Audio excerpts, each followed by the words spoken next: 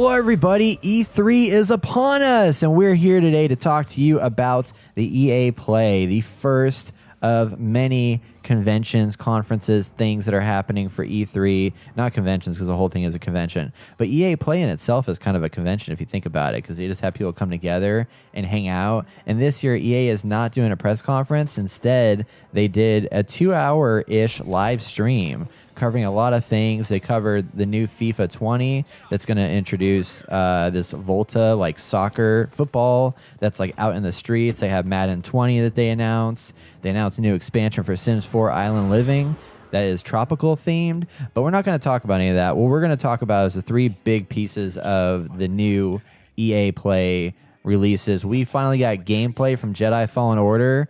We have new updates on Season 2 of Apex Legends, and we have a lot of new content coming from Battlefield 5, so let's jump right into it.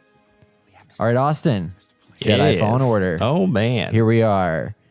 We literally have seen 15 minutes of gameplay footage for Respawn's Star Wars game. This is basically EA's last chance to make themselves worthy of the Star Wars franchise. How do you feel about the 15 minutes of gameplay that we saw during this live stream? Well, when you compare it to like the last two Star Wars games by EA, it's definitely quite the difference in a good way. And I'm excited to play this game. I mean, we had the first trailer, so we got a sense of like the story and the main character, and now we got the gameplay, so we got a sense of that. And right now, it's looking to be way better than the last two, and maybe they're finally getting it. Back when EA was like, "Oh, I want to," we know everyone wants to do games as a service. They want to be online. They want to play with all these people. No one wants a single player game, and now they're kind of going back on it, and that kind of makes me happy. Like, let's make a fully single player game with cutscenes and all kinds of crazy stuff, and like Dark Souls, like combat stuff in a way.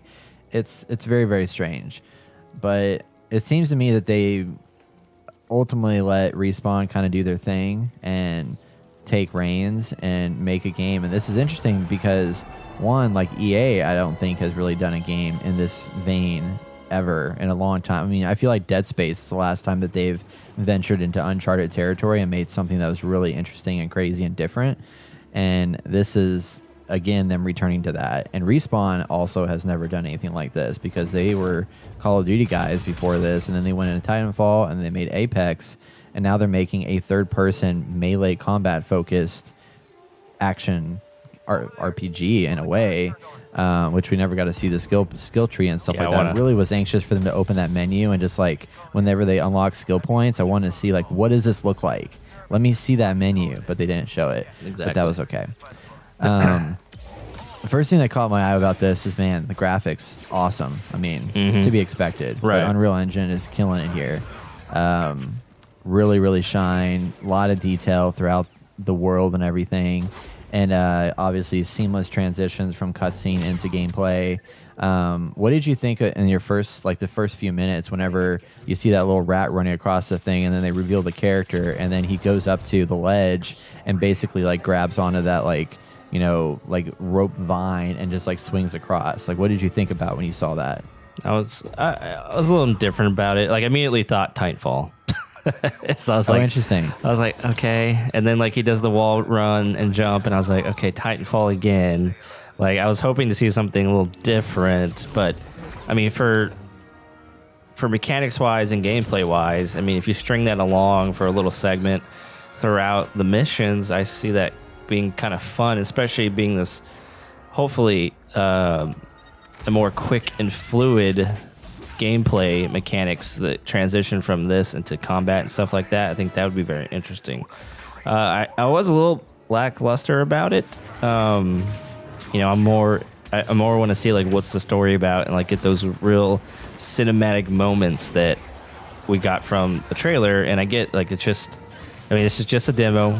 That the game's not fully complete yet, and there's only so much they can show us. And like you were saying, like I wanted to go into some of those RPG mechanics and see what that's about, like because that's what really gets me excited about a game like this. And seeing what the different upgrades you can do for each of your force powers, like that, I just can't wait for that. And then see how that translate into combat, because I actually thought the combat was a little lackluster too. The way, I don't know if it's just the guy who's playing it or just for the sake of let's not go so crazy in this demo and let you kind of get a full grasp of like what is happening. It is kind of like Dark Souls in a way, and I enjoy that, but I feel like it maybe could be more Dark Souls. Not too much like Dark Souls. There's definitely going to be a balance there, but then having those powers that you can upgrade over time, and then hopefully having more enemies come at you would make for a really good time. I hope I didn't derail this whole thought process you're going to, Brett. Yeah. Okay, so there's a lot to digest there because my original like relationship with the first like rope swing was the first thing that I thought of was Uncharted. That's okay. what I was kind of getting at. I was like, I saw that, I was like, this reminds me of playing an Uncharted game, like the visuals and the way, like literally the swing, because that was like one of the main mechanics. And before we were like start recording this, you were talking about some like gamey aspects of it, and like Uncharted had a lot of those gamey aspects where there's always a moment where you jump up on a wall and you have to like shimmy yourself across this wall to like get up to another ledge or whatever, or you had to do the rope swing, or you had to hoist somebody up with another person helping you hoist them up. And I saw a lot of that in this trailer. In that you were climbing up the walls, you were jumping from place to place, you added the wall running in there, which was I think it's Respawn, they're going to do wall runnings, that's just like their pedigree and whatnot. But the swinging and stuff like that, but I like that because I enjoyed Uncharted's gameplay, and I felt like that was a nice way to break up the gunplay, was having you do these kind of puzzle-ish environmental challenges you had to go through. So I felt like that was a welcome addition, especially in the Star Wars game, and to see this character do these kinds of acrobatic maneuvers around there. I do agree that, and I think it was intentional, the fact that the person that was playing was doing it slow to let you kind of process all the things that he did as he did them, or she, whoever was playing it. But I did feel as if I want to see more like experienced player get their hands on the mechanics, because I could see them chaining a lot of those maneuvers together and have a nice smooth, like just epic, where you jump over here and then you jump off of this ledge and then do like a little roll and then like a dodge and then like a block with the lightsaber and then a force pull to pull the guy in and then throw him around and then another block, and just like chain all these different combos and maneuvers together without stopping. Right. And I could see that being a possibility in this game. It's just they didn't really show that, because I think he was intentionally taking his time to show you, okay, now in this moment we're going to do a pull, so now you can see what the pull looks like, and then you push him into a guy, and then at this moment you're going to do like a lightsaber block, and then it's going to like launch the blaster back to the guy, and then to kill them. And then here we're going to do slow motion on a character so you can see what it looks like to like stasis a character so you can fight everybody else. So everything was very like methodical and timed, in that they wanted to show each piece without too many enemies coming out at you all at once, like you would have in Assassin's Creed back in the day, where you're just like constantly like going back and forth, attacking people left and right, and just jumping around, leaping around and everything. But I feel like this game can probably do that a little bit, but it's definitely gonna be slower, because it has that Dark Souls feel of just like slower.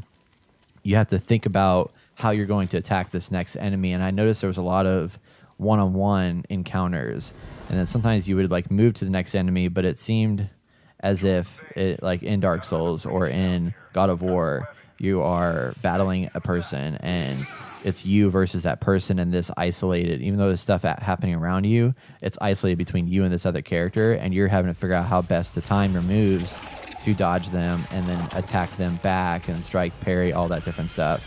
But I think it could have been pushed even further, because some of the times when he was like lightsabering like those spider character things, like they went down in like 5 hits. I'm like, really? Come on. Yeah. That should last a little bit longer. Right. But I mean, I think it's all going to have to be a balancing act, because if they go too far, it'll be just like Force Unleashed, where that's all about combat. And then this story is supposed to be all about, telling a good story along with the combat, because it's a video game. So melding those together in a way that makes sense, feels like it fits the world, and is fun to play. And that's a very hard task to do, especially with a Star Wars game.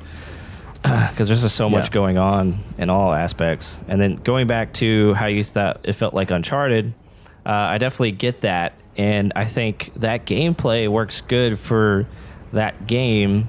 It wasn't too crazy. It was pretty simplified, but what really it all kind of fell back on. I mean, it was fun to play. Don't get me wrong. Like I really enjoyed all the Uncharted games, but what it fell back on was like it had solid characters with great development. Story was awesome. Great cinematics, like all of that was its core at the end of the day. And you just had these, gamey controls and mechanics tacked on, which was fine. Like that was not a big deal. But for this, I don't want it to feel like that. It's going to be hard to do something super shine. Right. Like it's going to be hard to do something super cinematic with adding games into that. And I think it's possible that it might be a little too gamey for me, coming from Respawn's background and what they've done. But at the same time, like I'm still looking forward to this game. It looks like it's going to be miles better, miles ahead of what we've had. And yeah, I'm curious to see what everything else that's in this game, because we have hardly touched the surface. Yeah. No, I'm really hyped for November 15th when it comes out to see everything that, see it all come together and finally get to play because I've never played a single player Star Wars game like I never played Force Unleashed or Jedi Academy or all those games that came out. I never got into those games, so I'm anxious to finally get into them in this realm and hope it delivers on the experience I've been wanting to have. So it should be pretty cool. But that's enough about that one. Jedi Fallen Order, November 15th.